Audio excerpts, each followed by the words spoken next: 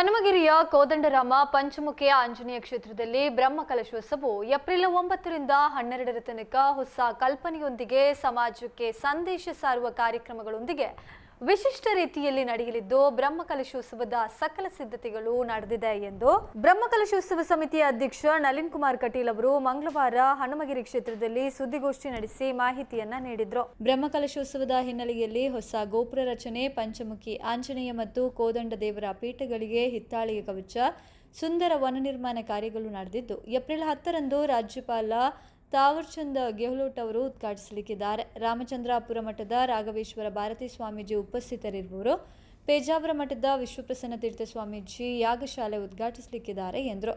ವಿಶಾಲವಾದ ಯಾಗ ಮಂಟಪ ರಚನೆ, 2 ಪ್ರತ್ಯೇಕ ಲವಕುಶ ಹೆಸರಿನ ಸಾಂಸ್ಕೃತಿಕ ವೇದಿಕೆ, ಪಾಕಶಾಲೆ, ಭೋಜನಾಲಯ ವ್ಯವಸ್ಥೆ, ಹಸಿರುವಾನಿ ಸಂಗ್ರಹಣಾ ಕೊಠಡಿಗಳ ವ್ಯವಸ್ಥೆ ಸೇರಿದಂತೆ ಬ್ರಹ್ಮಕಲಶೋತ್ಸವದ ಪೂರ್ವ ತಯಾರಿಗಳು ಈಗಾಗಲೇ ನಡೆದಿದೆ.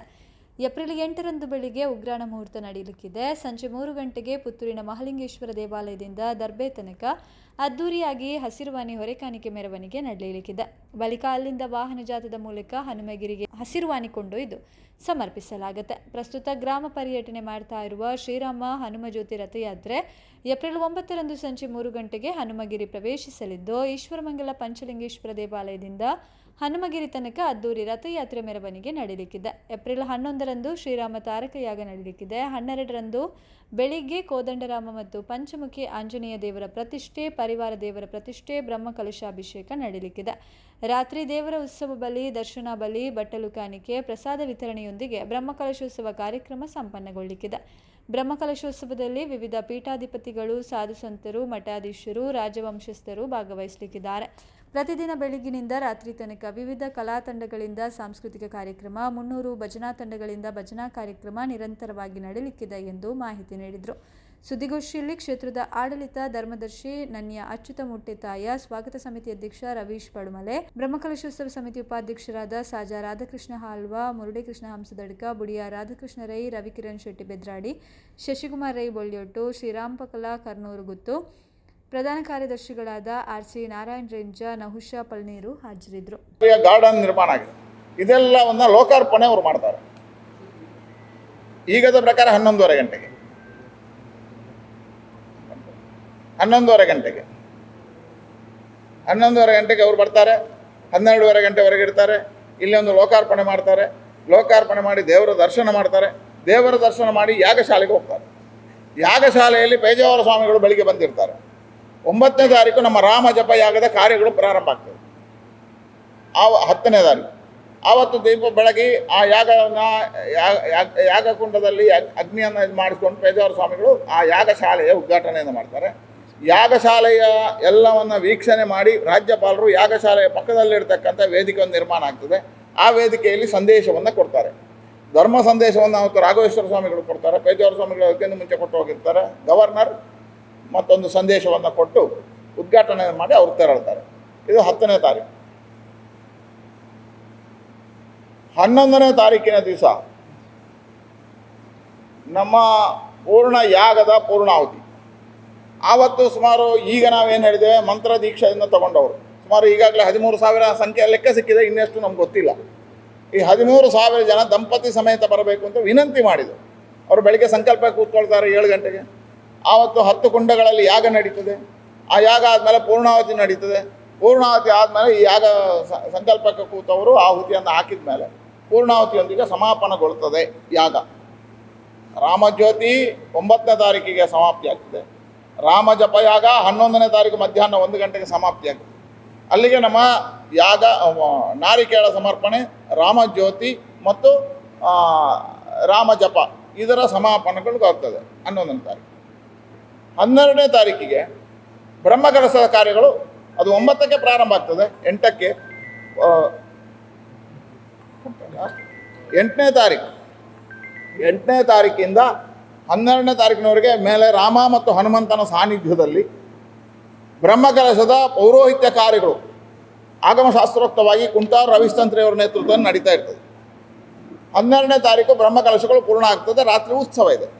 ಇಲ್ಲಿಗೆ ನಮ್ಮ ಬ್ರಹ್ಮಕಲಶದ ಕಾರ್ಯಗಳು 12ನೇ ತಾರೀಕು ರಾತ್ರಿಗೆ ಸಮಾಪನಗೊಳ್ಳುತ್ತದೆ. ಇದಕ್ಕೆ ಪೂರಕವಾಗಿ ಅನ್ನ ಸಂತರ್ಪಣೆ ನಡೀತದೆ. ಬಂದವರಿಗೆ ಅತಿಥಿ ಸತ್ಕಾರಗಳ ಕಾರ್ಯಗಳು ನಡೀತದೆ. ಬಂದವರುಗಳನ್ನು ಗೌರವಿಸುವಂಥ ಕಾರ್ಯಗಳು ನಡೀತದೆ. ಅದಕ್ಕೆ ಬೇಕಾಗಿರ್ತಕ್ಕಂಥ ಪಾಕಶಾಲೆಯ ಕಾರ್ಯ ಆಗಿದೆ. ಯಾಗ ನಿರ್ಮಾಣಕ್ಕೆ ಯಾಗಶಾಲೆಯ ನಿರ್ಮಾಣ ಆಗಿದೆ. ಅನ್ನಪೂರ್ಣ ಛತ್ರದ ನಿರ್ಮಾಣ ಆಗಿದೆ. ಸಾಂಸ್ಕೃತಿಕ ಮಂಟಪದ ರಚನೆ ಆಗಿದೆ.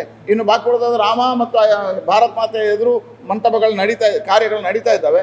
ಹೀಗೆ ಸಾಂಸ್ಕೃತಿಕವಾಗಿ ಬೇಕಾಗಿರ್ತಕ್ಕಂಥ ವೇದಿಕೆಗಳ ರಚನೆ, ಭಜನೆಗೆ ಬೇಕಾಗಿರ್ತಕ್ಕಂಥ ವೇದಿಕೆಗಳ ರಚನೆ, ಅನ್ನ ಸಂತರ್ಪಣೆಯ ಕಾರ್ಯದಕ್ಕೆ ಬೇಕಾಗಿರ್ತಕ್ಕಂಥ ಎಲ್ಲ ವ್ಯವಸ್ಥೆ, ಪಾಕಶಾಲೆ ಹಿಂದೆ ಪೂರ್ಣವಾಗಿ ಹೈಜೆನಿಕ್ ಆಗಿರ್ತಕ್ಕಂಥ ಪಾಕಶಾಲೆ ಇಂಟರ್ಲಾಕ್ ಹಾಕಿ ಎಲ್ಲವನ್ನು ವ್ಯವಸ್ಥೆ ಮಾಡಿದೆ. ಉಗ್ರಾಣ ಹೊರಕಾಣಿಕೆಯನ್ನು ಇಡುವಂಥ ಒಂದು ಹೊರಕಾಣಿಕೆ ಇದು.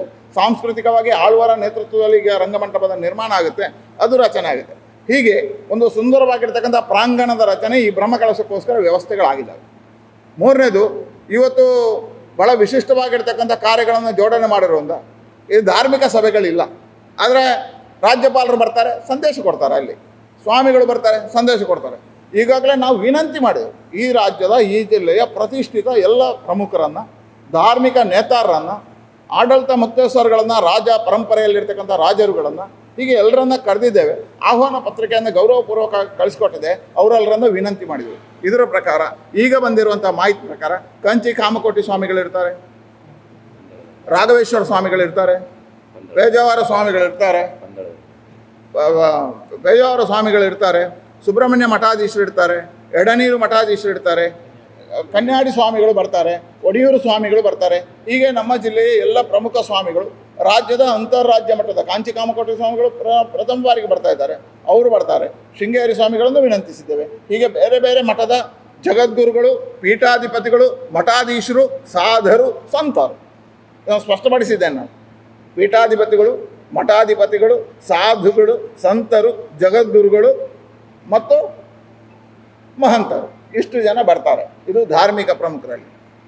ಪಂದಳದ ರಾಜರಾಗಿರ್ತಕ್ಕಂಥ ಈಗ ಇರ್ತಕ್ಕಂಥ ರಾಜಕುಮಾರ ಬರುವುದಕ್ಕೆ ಒಪ್ಪಿದ್ದಾರೆ. ಪಂದಳದ ರಾಜರು ಬರ್ತಾರೆ. ಇಲ್ಲಿರ್ತಕ್ಕಂಥ 60 ಅರಸುಗಳಿಗೆ ಕೇಳಿದ್ದೇವೆ, ಚೌಟ್ರ ಅರಮನೆ ಅರಸುಗಳಿಗೆ ಕೇಳಿದ್ದೇವೆ, ವಿಟ್ಲದ ಅರಮನೆಗೆ ಕೇಳಿದ್ದೇವೆ, ಕುಂಬಳೆ ಸೀಮೆಯ ಅರಸರಿಗೆ ಕೇಳಿದ್ದೇವೆ. ಹೀಗೆ ಅವರನ್ನು ಆಹ್ವಾನಪೂರ್ವಕವಾಗಿ ಗೌರವಪೂರ್ವಕವಾಗಿ ಪಾರಂಪರಿಕವಾಗಿರ್ತಕ್ಕಂಥ ಸಂರಕ್ಷಣೆ ಆಗಬೇಕು ಅನ್ನೋ ಕಾರಣಕ್ಕೋಸ್ಕರ ಇಲ್ಲಿರ್ತಕ್ಕಂಥ ಗೌರವಾತ್ಮ ಜಾನಪದೀಯವಾಗಿ ಬೆಳೆದು ಬಂದಿರತಕ್ಕಂಥ ಗುತ್ತು ಮನೆತನಗಳು, ಗಡಿಕಾರರು ಮತ್ತು ಇವರೆಲ್ಲರನ್ನ ಕರೆದಿದೆ. ಈ ರೀತಿಯ ಸಂಪ್ರದಾಯಿಕಬದ್ಧವಾಗಿ ಅವರನ್ನು ಕರೆಸ್ತಕ್ಕಂಥ ಕೆಲಸ ಕಾರ್ಯಗಳಿದೆ.